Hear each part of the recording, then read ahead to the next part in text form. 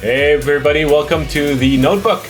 I am Marc-Antoine Godin with Arpin, who's speaking to us live from Winnipeg, where the Canadiens are starting their longest trip of the season. How you doing, Arpin? I'm actually in a padded room. Okay. Because of anyhow, no, this is just my surroundings. I'm actually in some sort of lounge in the bowels of Canada Life Center as the Jets are skating just outside where I am. Yeah. The Canadiens are going to skate shortly. So just wanted to get this recorded before I can go see what's going on with the Canadiens for Monday night's game against the Jets, against the red hot Winnipeg Jets. We're playing very well and look to have come out quite all right of the Pierre-Luc Dubois saga, and probably are thanking their lucky stars they didn't have to deal with the Canadiens finally. Well, absolutely. Gabriel Vilardi has been very good since he came back, and it's for a team that struggles to retain their top talent. At least they did very well in that in that trade. But talking about the Montreal Canadiens, I mean, yeah, I just mentioned that they're starting their longest trip of the season. If we go back to last year, I mean, when they left Montreal and embarked on that on the which was also their longest trip of the season, seven game road trip, they were just one game below 500. They were 14. They 14, 15, and 2. That's it. 14, 15, and 2. And it all unraveled and it went downhill from there. Obviously, they were even more banged up than they are now. But how would you describe the perils of the Christmas trip for Montreal? Because it's been the same year after year. It always seems to be the same thing. Well, and I remember last season talking to Ken Hughes about it just in passing, and he was like, "Yeah, we have to get out of doing this every year." Yeah. You know, it's like it's quite obvious what this trip does to this team. And listen, right now it's not all that consequential, although it could ultimately swing the Canadian season closer to what we expected the Canadian season to be. At 500, it's not as if they're right in the thick of it, but they're not that far from a playoff spot. It's not unreasonable for the players and the coaches to think, hey, we're right there by the end of this trip, which is not only a long trip that straddles a pretty significant break for Christmas. You know, they have 6 days between games. They play Friday night in Chicago, and then they don't play again until the 28th. So that's 6 days in Carolina. But by the end of it, because it's not only a long trip, it's, you're playing Winnipeg. Minnesota has been playing well since John Hines came in. Then there's Chicago. Carolina has been struggling a bit, but that's a really tough team. Florida, Tampa, Dallas. I mean, you're playing some of the top teams in the league on this trip, not on top of being on the road for so long. So would it be inconceivable? I mean, last season they won the first game of the trip and then lost their next 7 games. So it really solidified. And if you remember correctly, that trip was also like a big lesson that Martin Saint-Louis still refers to this day, how we learned that you can't just assume that just because you've settled something in your team's game that thing is now settled, and that you can just leave it on the side and not deal with it. And he's applied some of those lessons this year. Most notably spending 2 days working on the forecheck, which is something the Canadiens were doing quite well at the beginning of the season. Then just prior to leaving for California in that infamous game in Boston, it was a total disaster, and now seems to have righted itself. And so that's, we'll see what kind of other lessons they draw from their experience last season, but it's a dog of a trip, and it is every year. And as we mentioned in a previous episode, it can now be called the circus trip because the Bell Center is committed to the Cirque du Soleil during the holiday season. I believe there's still a couple of years left on that agreement. So this isn't changing anytime soon, at least not the between Christmas and New Year's part. Yeah. But yeah, it's not as big of a deal now because no one really expects the Canadiens to compete for a playoff spot. But when they do expect to compete for a playoff spot, this trip is going to be a real thorn in their side. And we should make it clear that every team has one trip a year somewhat like this, that's really difficult, and so the Canadiens are not unique in that regard. But but it's the timing of it and the annual nature of it and how we've seen how often it just goes sideways for the Canadians at this point in the season. Um, that I think the current management group is going to do everything in its power to change it once they're contractually able to. Yeah, there were two things. The December 23rd game, I mean, this year it's not on 23rd, but whenever there's been, I remember François Gagnon of RDS used to dig into those dates, and he figured out that the December 23rd game was the one that the Canadians never won. But between Christmas and New Year's Eve, also, the two games in Florida are always a pain in the ass. I mean, I can't remember the last time the Canadians won in Tampa Bay.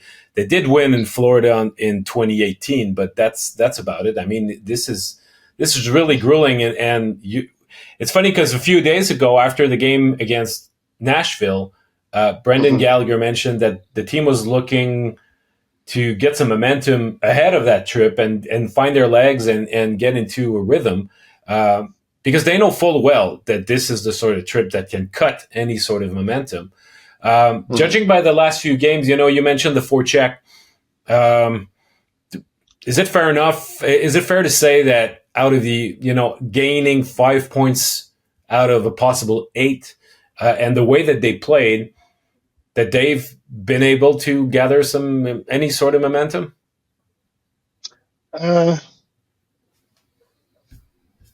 Maybe. I don't know. I mean, they do have things to build on, but that Pittsburgh game, being up 3-1 in that game and letting it get away from them. Even the New York game, allowing them to climb back into it in the third period with a 4-0 lead. Those games. I mean, I guess less so the Islanders game, just because there were such good vibes around it. Josh Anderson scoring twice, the big standing O, Cole Caulfield getting off the schneid and scoring a goal, and being just the happiest person alive to do so. It kind of overshadowed what appears to be a nightly lull in the Canadiens game in that third period. But if you look at the glass half full side, you look at the first two periods. That's about as well as the Canadians can play, and it should be noted the Islanders were on the second night of a back-to-back. The Canadians, that hasn't been a given for the Canadians to be able to jump all over teams, but that Pittsburgh game, they were also facing a team on the second half of the back-to-back. They've lost games in that situation several times this season, but to answer your question, no, I don't know if there's any tangible, real momentum per se. There's some things that they can cling to that they started doing better. But there's definitely a lot of things they need to clean up, and it's going to be a tough task tonight in Winnipeg against a team that's really rolling. So, and that's a heavy, tough team to play against. So this will be a big test, and we'll see how they come out of it. Against the Islanders, it was the 7th game this season that they played against a team that was on the back of a back-to-back. Second half of a back-to-back. First win out of those 7 games, so it was about time that they jumped on those teams. But what we saw, you mentioned the first 40 minutes against the Islanders. Probably the Islanders they look tired, but they're still a team that plays over 600, and they've been effective this season. But if you discount the opponent, or you can always look at mitigating factor to diminish a performance or to overblow a bad game. But if you just look at the way the Canadians played, I think that the way that they established their forecheck against the Islanders, it looked a little bit like the way that they played against Columbus a few weeks ago when they were on the second half of a back-to-back. And they established their forecheck very well there too. And I think that this is really a part of Martin St. Louis' style of play that he wants to establish. He wants to implement that sort of style with through his concept and through his concepts. And the forecheck, it feels to me as though the Montreal Canadiens under Martin St. Louis will try to play a game that's similar to what Rod Brind'Amour is coaching his Carolina Hurricanes. You know how effective they've been the last, maybe not as much this year because they're sort of unrecognizable this year so far, but the previous 3 seasons, they were the most dangerous teams on the forecheck, and they were all over. They were on top of the opponent constantly, and this is really how Martin Saint Louis wants his players to play. It's actually not very different from how Dominique Ducharme wanted this team to play. It's really a similar mantra. Like Dominique Ducharme used the word pressure. It was pressure all over the ice. I mean, that's basically what Martin Saint Louis is saying. It's when he says, I want my team to play defense as soon as we lose the puck, whether that's 200 feet from our net or in our zone. Yeah. And if we do so, we can avoid having to play in our zone too much. Well, that's what Dominique Ducharme wanted them to do. And that's what made that Dano Gallagher Tatar line so successful, is they were so good at that because of their skating and because of their smarts. They were able to apply that pressure everywhere, and they were a very difficult line to play against as a result. It's not all that different. I agree that Rod Brind'Amour tries to preach the same thing to his team. They're obviously kind of going through a dip right now, but it's just, the thing is, it's a very taxing way to play. It's not, I mean, this is what makes the LA Kings system so kind of beautiful, is that they incorporate this super high pressure style where they are defending as soon as they lose the puck in the offensive zone. They have two guys often converging on the puck. It's really difficult to get a clean exit against them. But when they don't have that, that's when they sit back in their 1-3-1. So they have like kind of the best of both worlds. They have this really high pressure part, which is extremely taxing, but then they have this other part, which not to say that it's easy and not taxing, but it's not. It allows them to maybe to manage their energy a little bit, because I think everyone would agree that sitting back in a 1-3-1 is less physically demanding than hounding pucks and constantly chasing after it and really applying a lot of pressure. So we'll see how sustainable this is. But in order for a system like this to work, and I think that's kind of the smart play with the Canadiens, is that they don't have. Well, they have one now, but I mean, Martin St. Louis was saying it the other day. We're not a team of superstars. We're a team that's at its best when it's rolling forward lines, and that we're relying on our depth. Well, that's what a system. Yeah, we've heard that for so many years. Different coaches, different GMs, but that's their mantra. I mean, it should be written in the Canadiens dressing room instead of the torch line. To you from failing hands, we throw the torch. It's to you from failing hands, we throw our depth. Yes. Should be the line.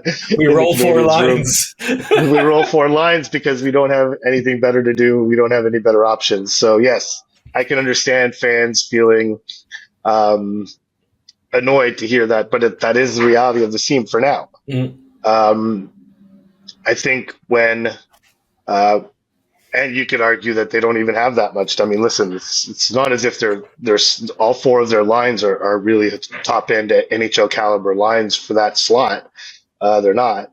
So, but with the way the team is constituted right now, I think it is sort of a better way to approach how to coach this team. I think what's going on with Rod Brind'Amour in Carolina is interesting, because he's had these guys playing that way for so long, and he does have that top end talent to lean on them more and to have them play and not roll 4 lines, to just lean on your top stars. And he's asking them to play as if they don't have any top stars. And it gets taxing after a while. And so you have to wonder if at some point Martin St. Louis will have to switch it up if ever the Canadiens get the type of talent that would warrant it. But for now, probably a good system, and probably a good, sorry, Marty, not a system, a concept that applies to the group he has under his watch. Well, I don't think there's anything wrong in being aggressive on the forecheck, having good sticks, trying to close space, being on top of the opponent when you're defending or you're forechecking, especially when it comes from your best players. I think we both raised our eyebrows a little bit and noted the fact that Martin St. Louis, after the Islanders game, mentioned the fact that Juraj Slafkovsky had become one of the Canadiens' best players on the forecheck. But I remember also Nick Suzuki saying when he was reunited with Cole Caulfield, he said, well, it's been about 10 games that we were split. And as I was watching him, being on the bench and watching him play, the thing that stood out at me is how good of a forechecker he had become. And it's true that it's a part of Caulfield's game that has really improved, and he's lifting sticks and stealing pucks and keeping the offense alive. It's something that you could have all the talent in the world, but if you do that, this is maintaining possession, this is maintaining ozone time, and this is something really that Caulfield needs to continue to incorporate to his game, because it makes a big difference. That game against the Islanders, all of Suzuki's line, and also to a certain extent other lines too, were so effective in that part of the game.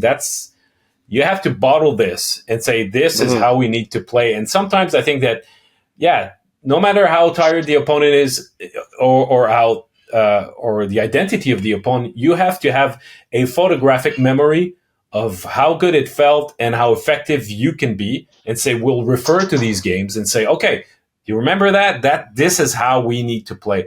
There's been some losses where the Canadians were a bit scarred by the way that they performed.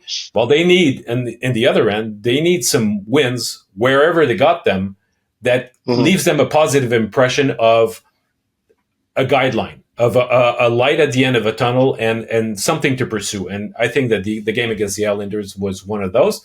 But we'll see during this trip if it's tenable in any sort of way, because Martin Saint Louis keeps saying how they're chasing consistency. Well, we're about to see if they're able to gain any. Yeah, I thought that Monahan line with Evans and Anderson was also very good on the forecheck in that game, created a lot of turnovers. That first Anderson goal came as a result of a good forecheck.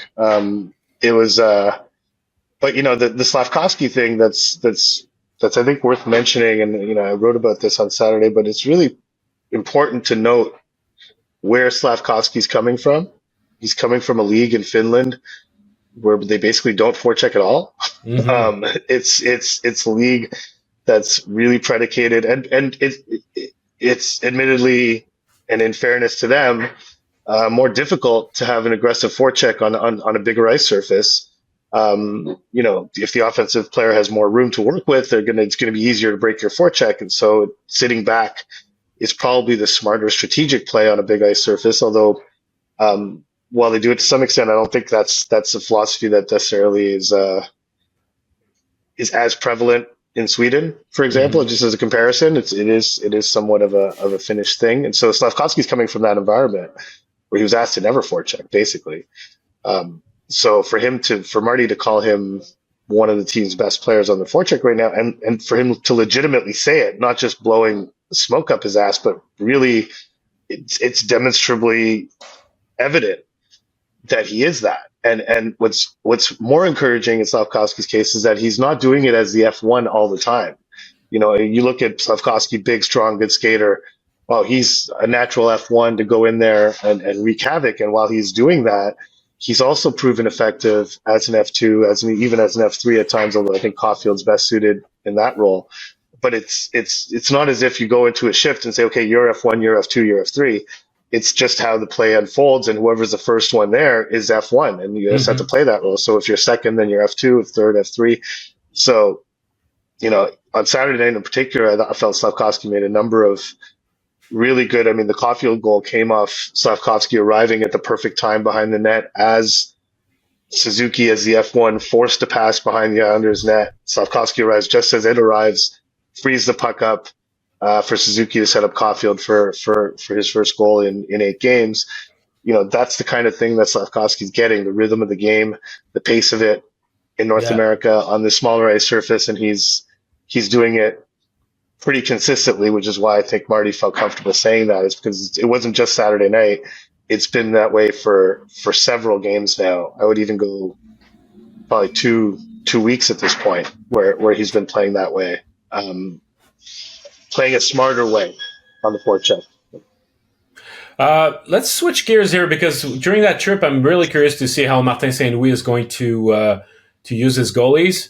And there was a very interesting development over the course of the weekend in Carolina, where the Hurricanes have put goaltender Antti Ranta on waivers.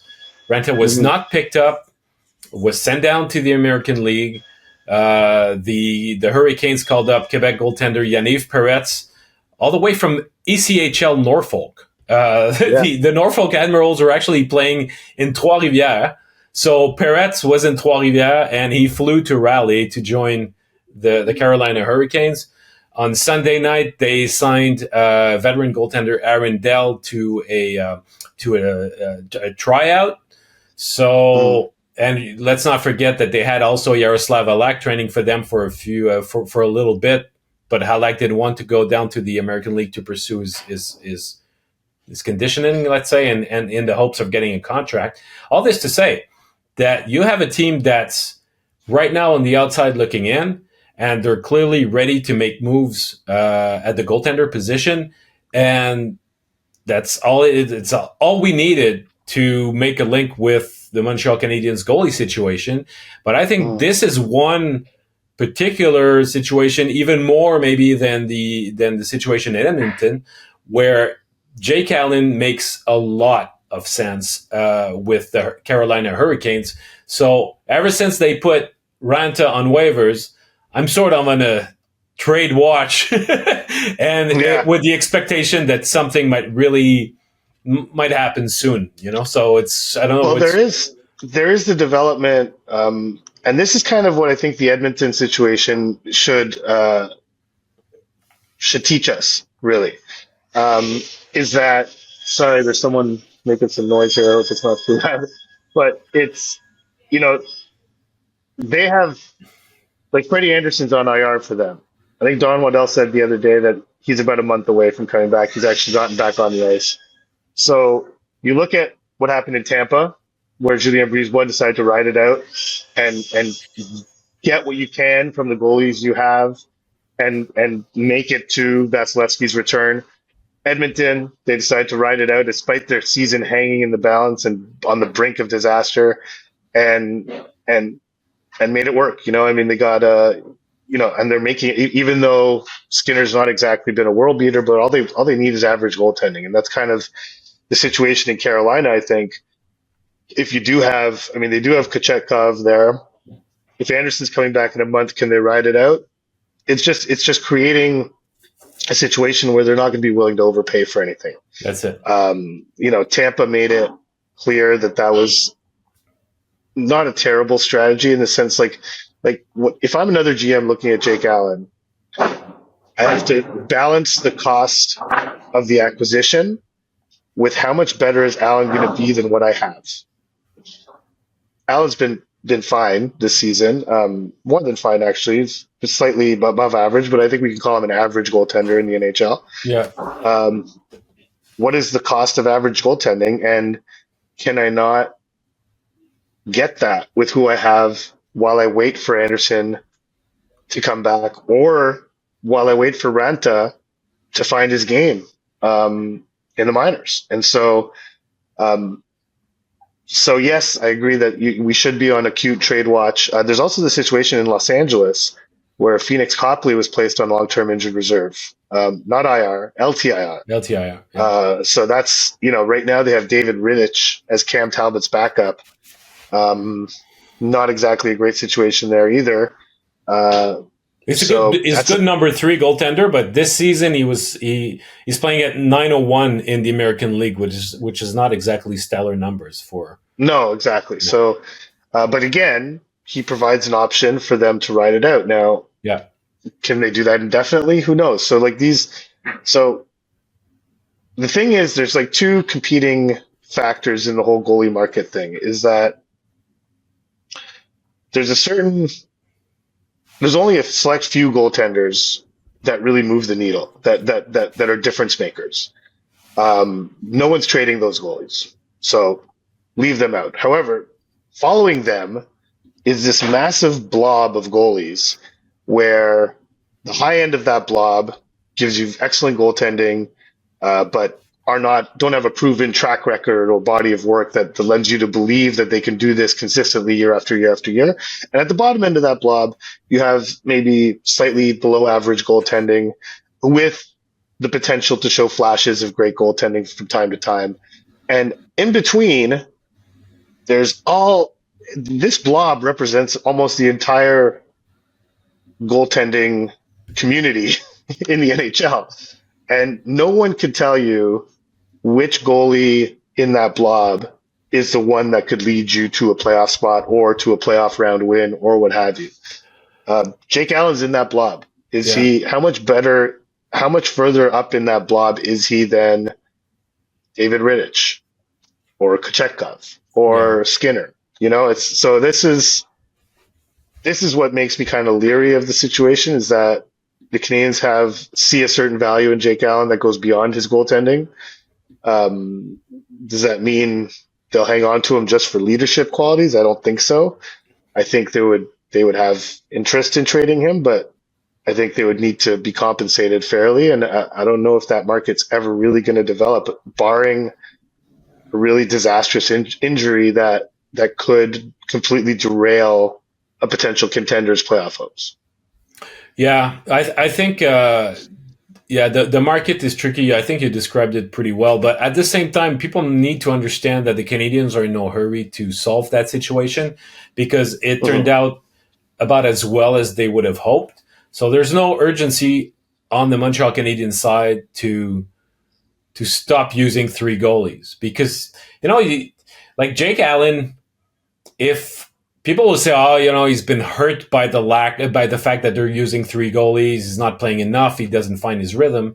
But if he was traded to a contender where they have a true number one goalie, he would probably play at the same rate than he is now. So the real difference is probably in the way that guys practice. But in terms of frequency of being in front of the net, either for Primo, but especially for Allen, it's what a usual backup goaltender, it's the usual amount of ice time he would get. So the situation Canadians are in right now, the longer this plays out, the longer it allows them to watch Kaden Primo play and get a better read on what they have with him. So they have to, they're in a position where they have to sit back and wait. Because they're not going to knock at people's door and say, "Hey, can you get a goalie off our hands?" Because that's not the situation that they're in. So they need to just wait for a team to say, "Okay, the internal solutions we've run out of them, or we've run out of professional tryouts that we can send to this one or that one, and let's seek for some outside help." I have no doubt whatsoever that Kent Hughes has spoken to each of those teams, whether it's Carolina, Edmonton, LA, New Jersey, maybe. So all those teams that could potentially need a goaltender, but you need to wait out and see if the Canadians are going to be offered something that they will consider, because they will trade Jake Allen if it makes their team better. And if there is such a slim market for Allen that makes it so that, yeah, for another team, it would make sense to add Allen, but they're not willing to give up much for him. Well, what's the impetus for the Montreal Canadiens to trade him at this point? So that's why there's not a huge market. I don't think that Edmonton can be considered in that market anymore because they rightened the ship. I just mentioned Jersey. They were without young goaltender Nico Dawes for all of the first third of the season. He just came back from an injury just in time because Vitek Vanecek is day-to-day now, so Dawes was backing up Akira Schmidt yesterday. But right now they've got three goalies around their team. You mentioned Copley in LA. The thing also is that all those teams that could be interested in a goalie, they should be able to fit Jake Allen under their cap. So either they clear money first. Except Edmonton, yeah. Yeah. So, I mean, you could also say Buffalo, but Buffalo at this point, there's no point for them to throw away some assets where they're so far behind already. So, but either they clear cap space before, or they ask the Canadians to take some money back, take a contract back. So this also comes into play because you look at the number of teams that are under $2 million of cap space, and it's the vast majority of them. So that really complicates matters even more than if a team was to acquire Primo. But if you're a team struggling in nets and you have high ambitions, I don't think that turning to Primo is a safe way to go and say, okay, well, we'll rely on our hopes on an unproven goaltender. Yeah, no, and that's an important point to make. Jake Allen's at 3.85, which is perfectly reasonable for a goaltender, but it's a lot under the current environment. Carolina is the one that's interesting because if they were to trade Ranta in that deal to get Allen, so it'd be Ranta plus for Allen. They can make the money kind of work. Like Ranta's at a $1.5 million cap hit, so there's about a 2.3 million, roughly $2.35 million difference between the two. Carolina right now in Cap Friendly says they're projected to have 2 million in space, so that's not a difficult bridge to build. Yeah, but it would also mean Carolina committing essentially the rest of their cap space to Jake Allen and preventing them from doing anything of note at the trade deadline. And again, if you're Don Waddell, is Jake Allen worth that? Not only the assets it would cost you to get him, but the cap space you're going to commit to him, which prevents you from making improvements elsewhere. And frankly, goaltending is not the only issue in Carolina right now. They're not playing all that well, or not at least to their potential. So he might be looking at other areas of the team that he'd like to upgrade and making a deal where you're sending out Ranta and bringing in Allen really handcuffs you in terms of being able to make that deal. So again, it's not a great spot for the Canadiens, because I do think there's like a sincere desire to end this 3-goalie thing. I think you're correct in saying they're not desperate to do it, but it's something they would like to do.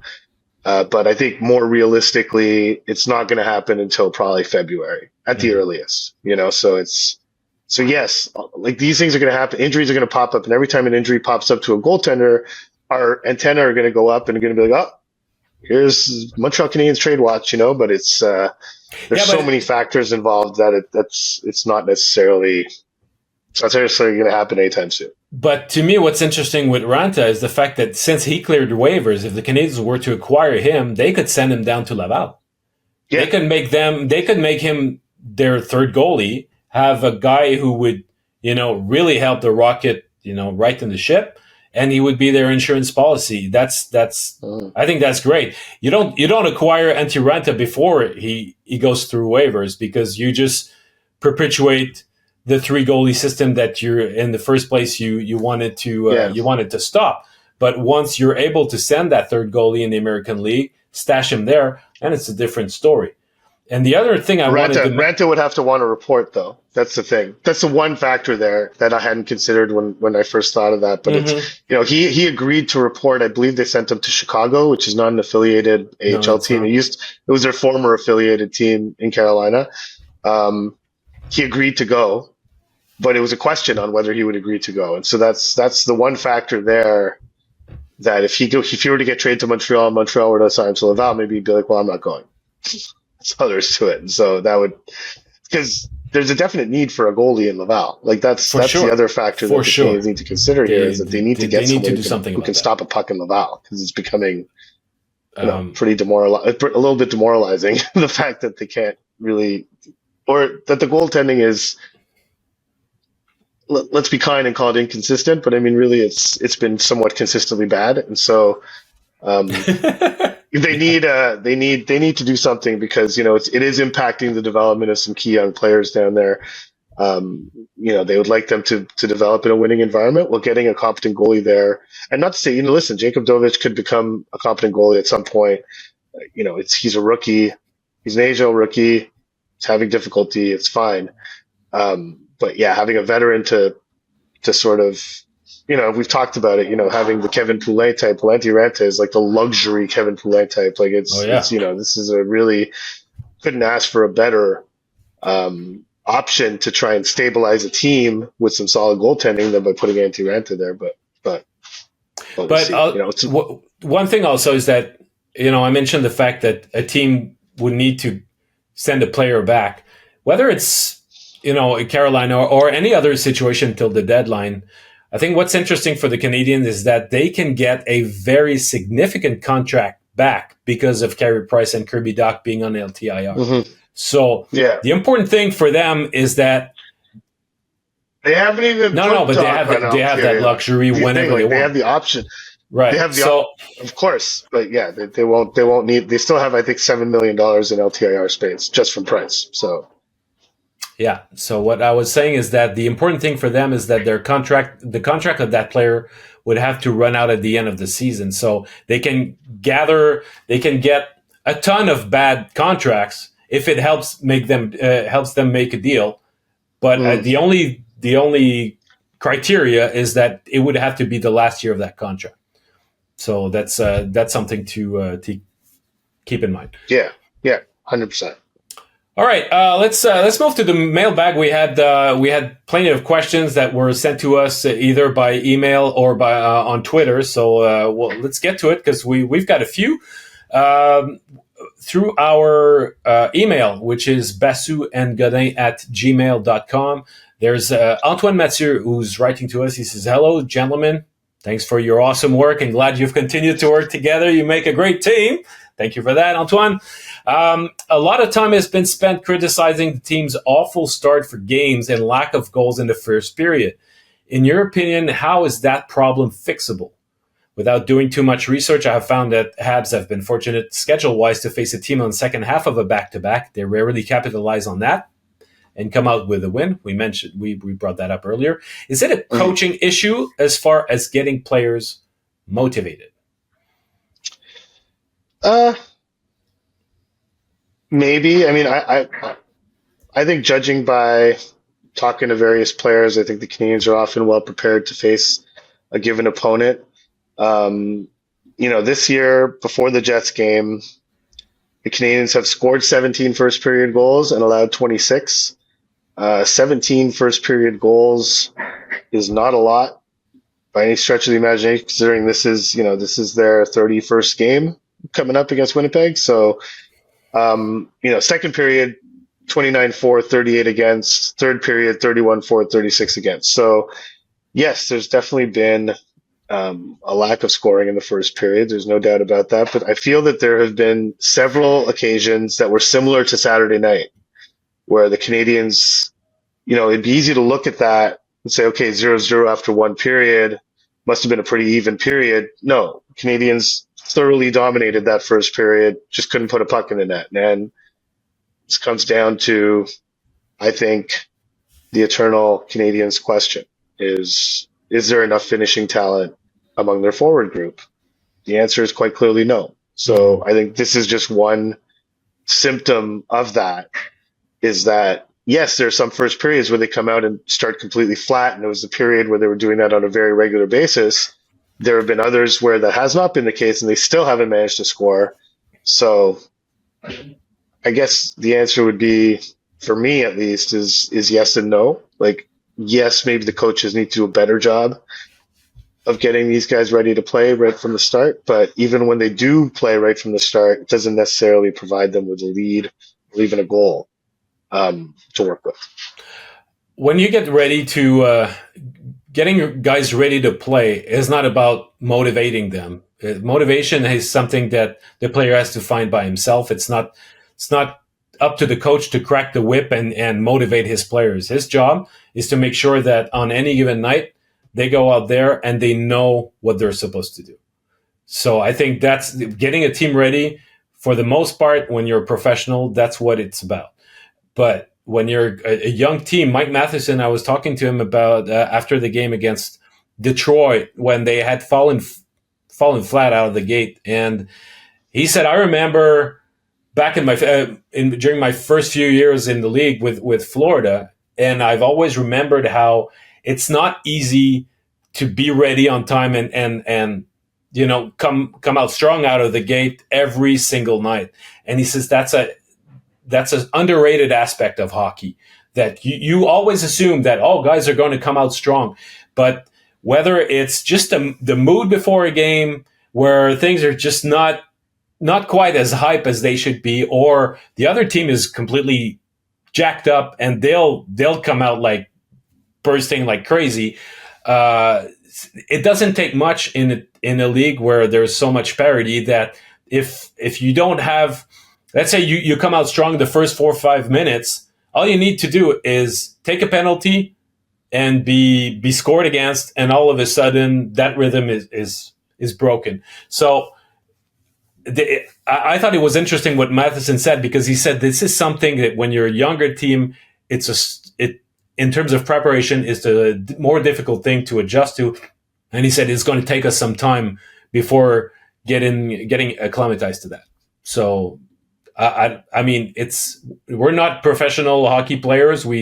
It's hard to put ourselves into that situation. So I'll take Matheson's words for it. But to me, it's a lot about the players' preparation themselves more than what the coach does or doesn't do before a game.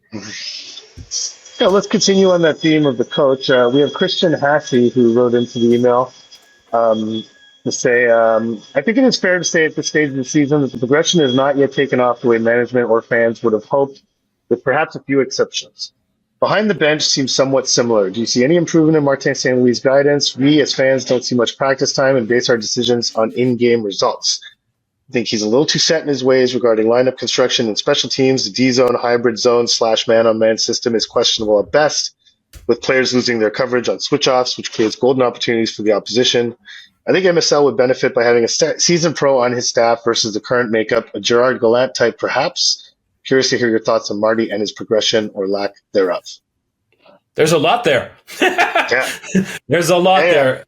Yeah, set in his ways. Well, regarding lineup construction, I mean, he doesn't have much to work with. I mean, you can move guys around, but there's not. I mentioned it in the previous podcast. The fact that he cannot take away some ice time from a struggling guy and replace him with somebody else, because he doesn't have that somebody else.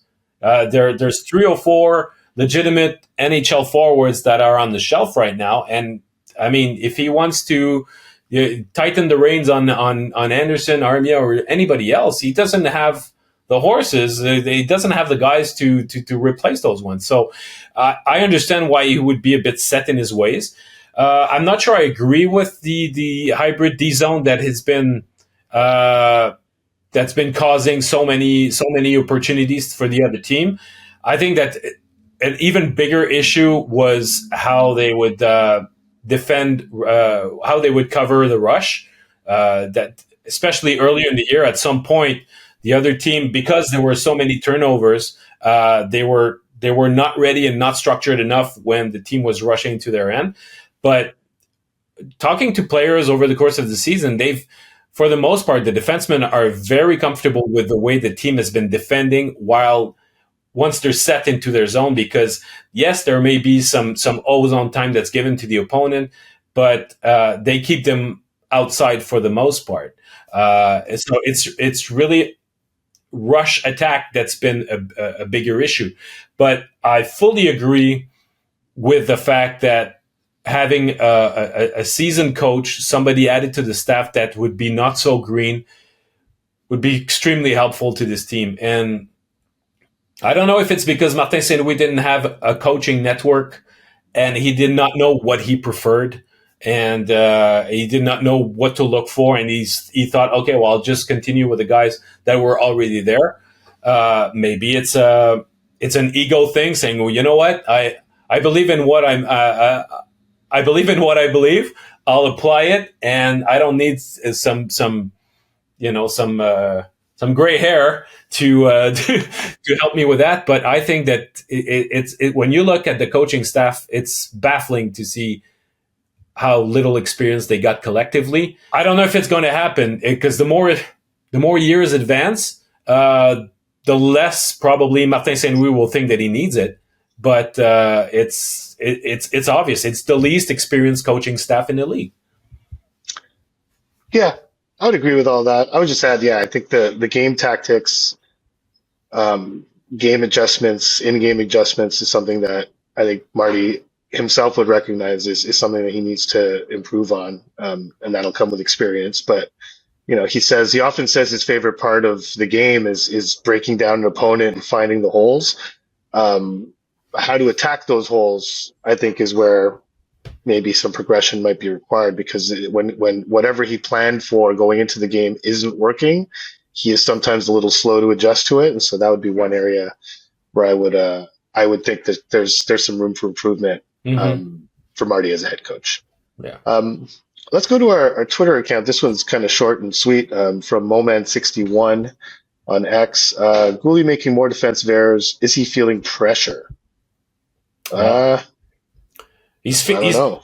he's feeling the ill effects of increased ice time. I think it's the first real lull that he has in his career. I think that in the last 3 weeks or so, he hasn't been as effective. It's Hmm. funny because when we did our quarter mark report, we brought it up either as their close to their MVP or their most improved guy, and he was right up there among the Canadians' best players. But since then, he hasn't been the same. And you look at No. all the, since that infamous game in Boston, uh, statistically, it's he fell off a cliff. Hmm. When it comes to either the shot rate, the goals for and against, the expected goals before the game in Boston. All right, he was playing on average 20 minutes a night, and his expected goals average before the game in Boston was 56.4%. And since then, it's been 38.5. So it's a massive, massive decrease, and he's the one that's been affected the most. I think that at some point, not having David Savard there, even though he plays on the other side, but they had three guys to fill the top four role because Jonathan Kovacevic at some point reached, his limits. But it's been a burden for Gouldy. He went from 20 minutes to over 22 since then, and it might not seem like much, but when you add those 2+ minutes, if it's against top competition, it's enough to make you make one obvious mistake per game or be on the ice for one goal against more. So I think that it's just a growing pain, but out of a guy who's being asked probably too much for what a guy who doesn't even have a full season of hockey in the NHL under his belt. It's they're treating him as if he was a 10-year veteran, and he's not. Yeah, actually, I wrote about that earlier this week. I spoke to Kaden Guhle about this. And he was pretty upfront about the fact that, this is, yes, he's struggling. It's been difficult. Um, but, confidence is never something that's been an issue for Kaden Guhle. So to answer the question about pressure, um, I think, yeah, Kaden Guhle feels or is applying a certain amount of pressure, to himself because his standard has gone, or he's not meeting his standard, his own standard of play, and he recognizes it. But Marty didn't really buy the whole. I asked Marty if it was Savard's absence a reason why Guhle was getting more difficult minutes, and he didn't really buy it. He's like, listen, he plays against the top two lines, and he's played against the top two lines his whole career, ever since last season. This is what we've asked him to do. Is it fair? Like, is he a bit young for that? Yes, but that's his reality. That's been the only reality he's known in the NHL. So it's so yes, he's not a 10-year veteran. Yes, he's young, but all of the results we've seen from Kaden Guhle has essentially been in the top four role today. Yeah, So I think Marty's right in that regard, in that a dip is not necessarily because of the role. The role hasn't changed all that much, even with Savard's injury, or even with Savard's return. He's still being asked to play against top forwards. He's still being asked to play, you know, significant minutes. It's just that Guhle himself said he feels he's getting beat to the middle of the ice a bit too much and a bit too to his liking.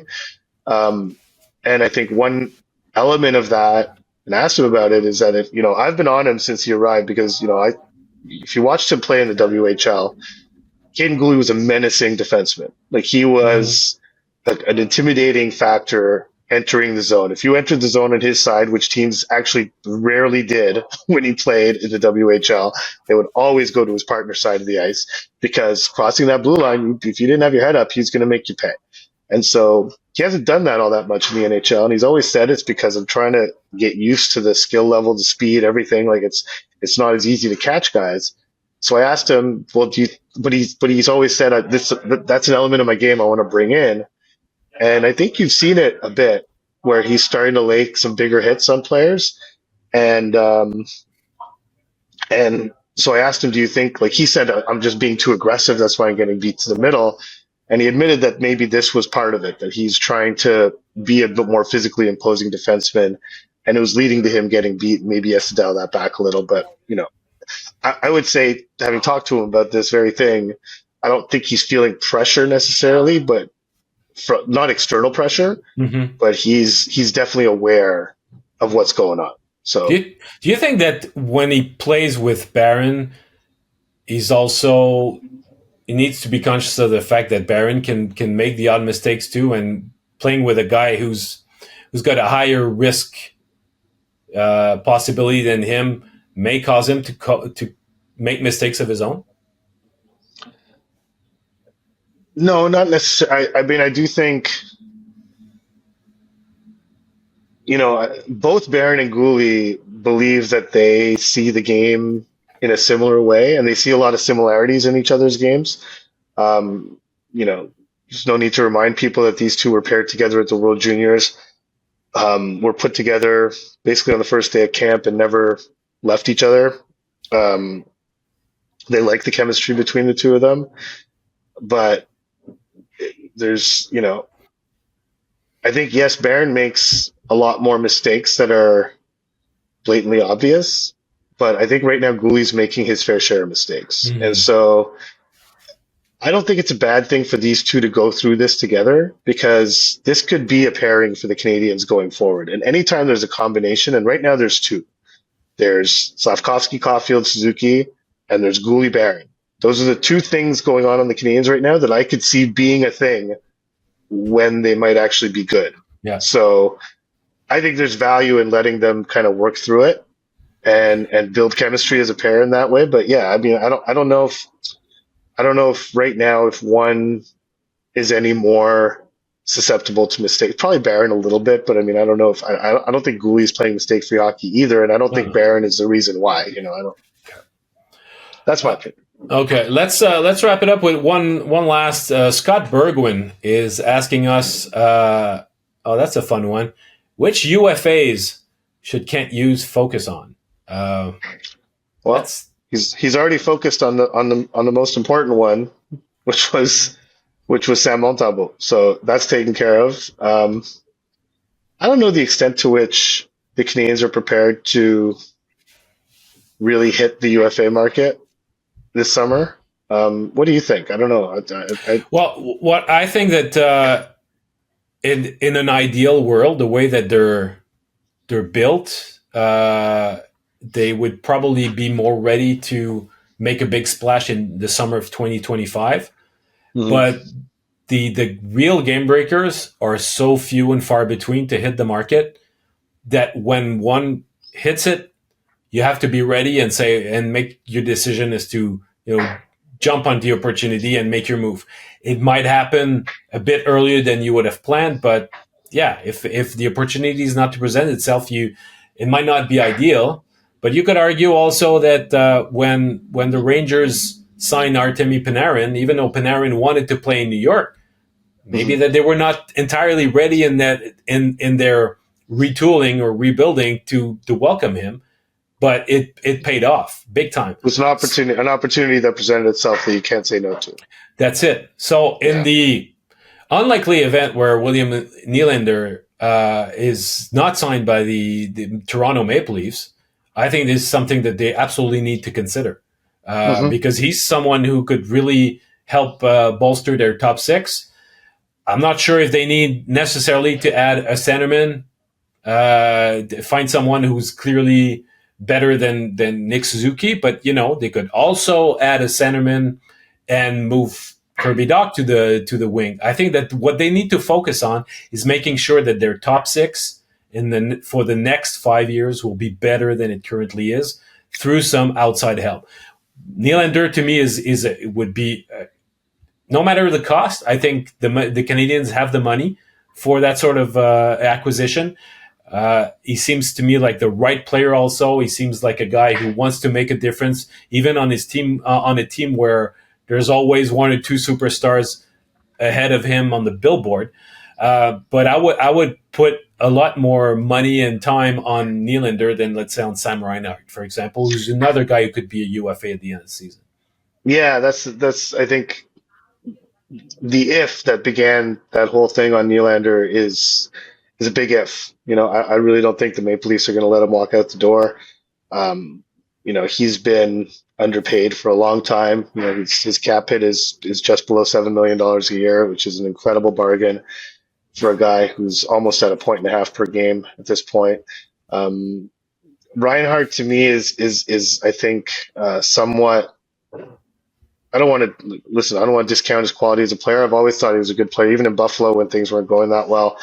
Um, Always kind of liked the nature of his game. He's not, he plays a hard game with some skill. Would definitely shore up the right side of a second line in the future for the Canadians, or even a first line, depending on where you would slot Suzuki. The interesting one to me. Well, there's two interesting guys, because you mentioned quite rightly that if a game breaker presents himself, then you have to look into it. Yeah. I don't know what. Well, again, like this is.